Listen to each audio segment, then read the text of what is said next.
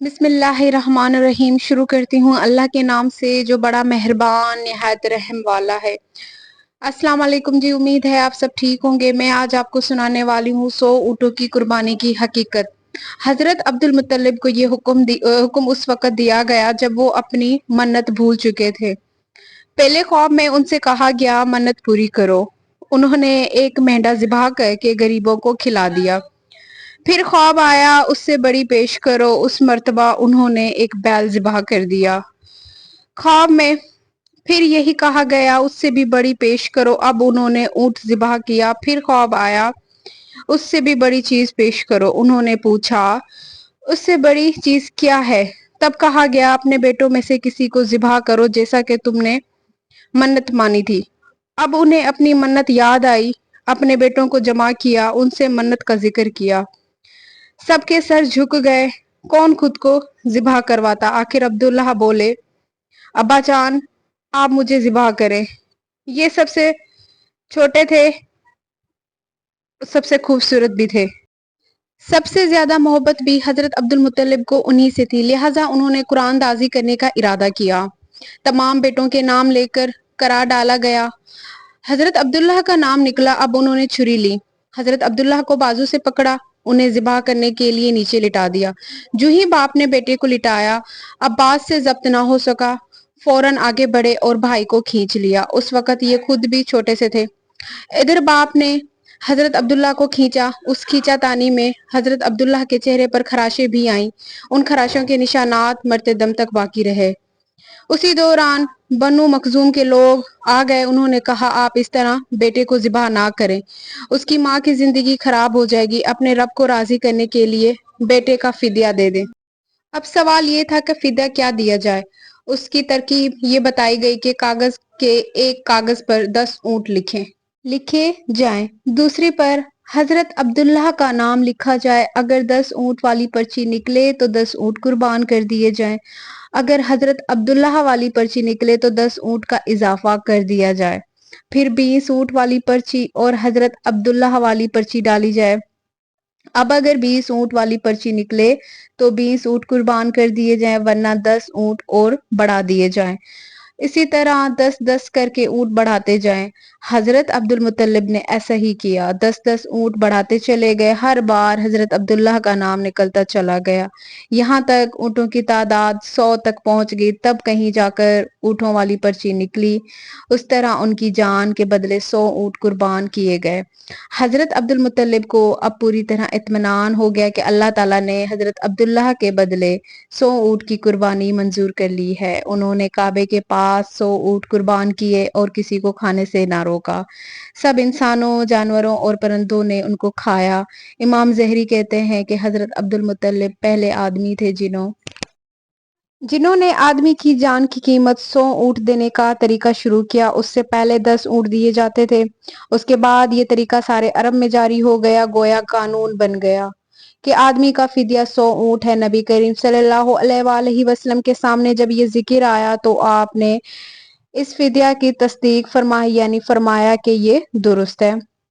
और उसी बुनियाद पर नबी करीम सल्लल्लाहु अलैहि वसल्लम फरमाते हैं, मैं दो ज़िबियों यानी हजरत इस्माइल और हजरत अब्दुल्लाह की औलाद हूँ। हजरत अब्दुल्लाह कुरैश में सबसे ज्यादा हसीन थे। उनका चेहरा रोशन सितारे सितारे की मानिद था।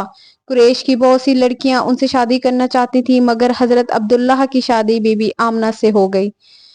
हजरत आमना वहाब बिन अब्द मुनाफ बिन जहरा की बेटी थी। शादी के वक्त हजरत अब्दुल्लाह की उम्र 18 साल थी। ये शादी के लिए अपने वालिद के साथ जा रहे थे। रास्ते में एक औरत काबा के पास बैठी नजर आई। ये औरत वर्का बिन नौफल की बहन थी। वर्का बिन नौफल कुरैश के एक बड़े आलिम थे। वर्का बिन नौफल से उनकी बहन ने सुन रखा था कि वक्त के आखिरी नबी का ज़हूर होने वाला है और उनकी निशानियों में से एक निशानी ये होगी कि उनके वालिद के चेहरे में नबूवत का नूर चमकता होगा। जो ही उसने हजरत अब्दुल्लाह को देखा, फौरन उसके जहन में ये बात आई। उसने सोचा, हो न हो ये वो शख्स है जो पैदा होने वाले नबी की बाप होंगे।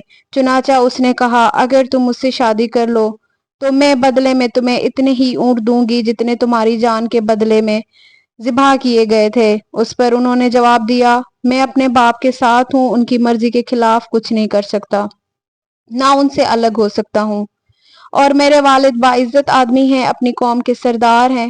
بہرحال ان کی شادی حضرت بی بی آمنہ سے ہو گئی۔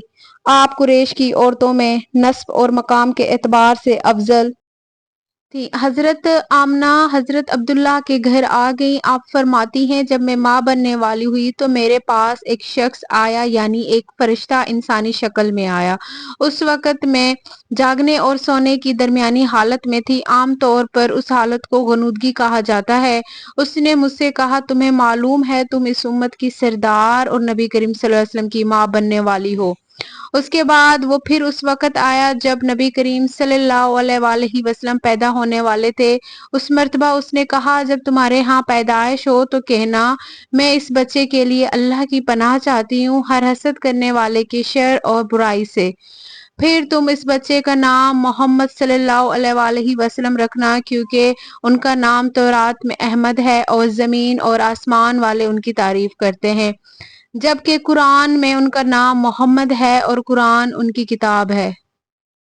ایک روایت کے مطابق فرشتے نے ان سے یہ کہا، تم وقت کے سردار کی ماں بننے والی ہو۔ اس بچے کی نشانی یہ ہوگی کہ اس کے ساتھ ایک نور ظاہر ہوگا جس سے ملک شام اور بصرہ کے محلات بھر جائیں گے۔ جب وہ بچہ پیدا ہو جائے گا تو اس کا نام محمد رکھنا صلی اللہ علیہ وآلہ وسلم، کیونکہ تورات میں ان کا نام احمد ہے کہ آسمان اور زمین والے ان کی تعریف کرتے ہیں، اور انجیل میں ان کا نام احمد ہے کہ آسمان اور زمین والے ان کی تعریف کرتے ہیں، اور قرآن مجید میں ان کا نام محمد صلی اللہ علیہ وآلہ وسلم ہے۔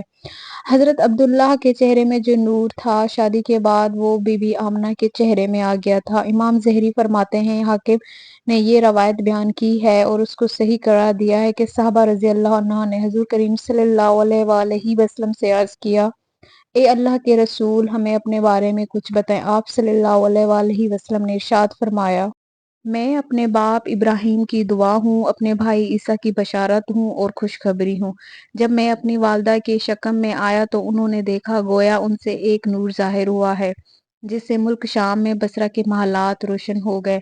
حضرت بی بی آمنہ نے حضرت حلیمہ سیدہ سے فرمایا تھا، میرے اس بچے کی شان نرالی ہے، یہ میرے پیٹ میں تھے تو مجھے کوئی بوجھ اور تھکن محسوس نہیں ہوئی۔ حضرت عیسیٰ وہ آخری پیغمبر ہیں جنہوں نے آپ صلی اللہ علیہ وآلہ وسلم کی آمد کی خوشخبری سنائی ہے۔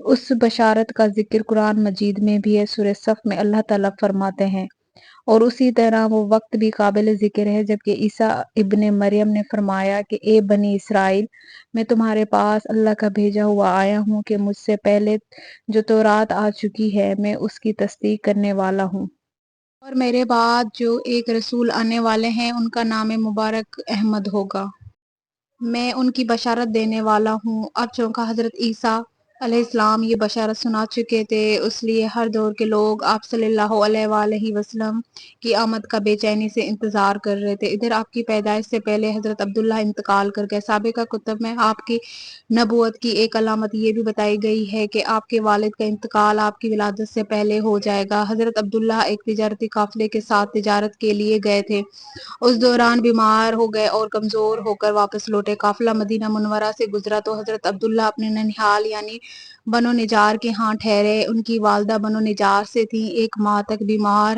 رہے اور انتقال کر گئے، انہیں یہیں دفن کر دیا گیا۔ تجارتی قافلہ جب حضرت عبداللہ کے بغیر مکہ مکرمہ پہنچا اور عبد المطلب کو پتہ چلا کہ ان کے بیٹے عبداللہ بیمار ہو گئے اور مدینہ منورہ میں اپنے ننھیال میں ہیں، تو انہیں لانے کے لیے حضرت عبد المطلب نے اپنے بیٹے زبیر کو بھیجا۔ جب یہ وہاں پہنچے تو حضرت عبداللہ کا انتقال ہو چکا تھا۔ مطلب یہ کہ آپ صلی اللہ علیہ وآلہ وسلم اس دنیا میں اپنے والد کی وفات کے چند ماہ بعد تشریف لائے۔